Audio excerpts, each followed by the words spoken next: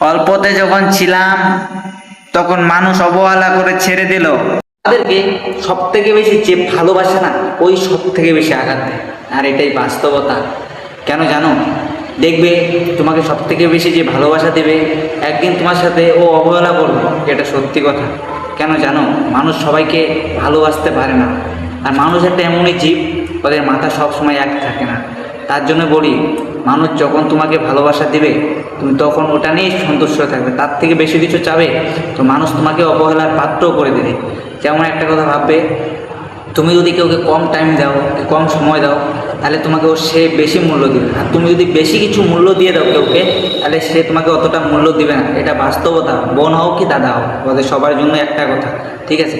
মানুষ কিন্তু তাকেই বেশি ভালোবাসে যে দেখবে যে পাত্তা দেয় না। যাদেরকে মানুষ পাত্তা দেয় না, ওদেরকে কিন্তু মানুষ বেশি ভালোবাসে। কেন জানো? ও চেষ্টা করে যে ওর সাথে আমি কী করে কথা বলবো, কি ওকে দেখবো, ঠিক আছে, এটা চেষ্টা করে। আর যখনই তুমি ওর সব কাছে নিয়ে আসবে, তখন কিন্তু তোমাকে অতটা ভালোবাসবে না। আর এটাই হলো বাস্তবতা। মানুষ তো এখন সব তো জেনারেশন তো জানোই, সবাই অনেক অল্পতেই বুঝে যায়, ঠিক আছে? তার জন্যই আমি তোমাদেরকে বলি, অল্পতে যখন ছিলাম তখন মানুষ অবহেলা করে ছেড়ে দিল। একটু বড় যখন হয়ে গেলাম, মানুষ স্বার্থ নিয়ে ফুরিয়ে দিল। তার থেকে একটু যখন বড় হয়ে গেলাম, মানুষ স্বার্থ চেতে শুরু করলো। তার থেকে একটু যখন বড় হয়ে গেলাম, সব স্বার্থের পেছনে দেখলাম চশমাপালা গান্ধীজি বসে আছে। চশমাপালা গান্ধীজিকে জাগিয়ে দেওয়া হবে, সেই বলে আমার বাবা, সেই বলে আমার আত্মীয় স্বজন, সেই বলে সব। এই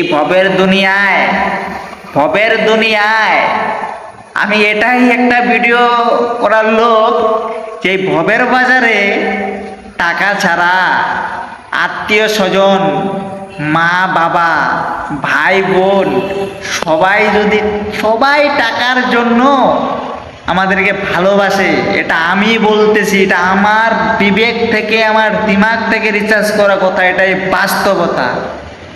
এটা যদি কেউ ভুল প্রমাণ করতে পারে, তাহলে আমার জুতা, না ভুল বললাম, আমার গাল ওনার জুতা। এটাই বাস্তবতা।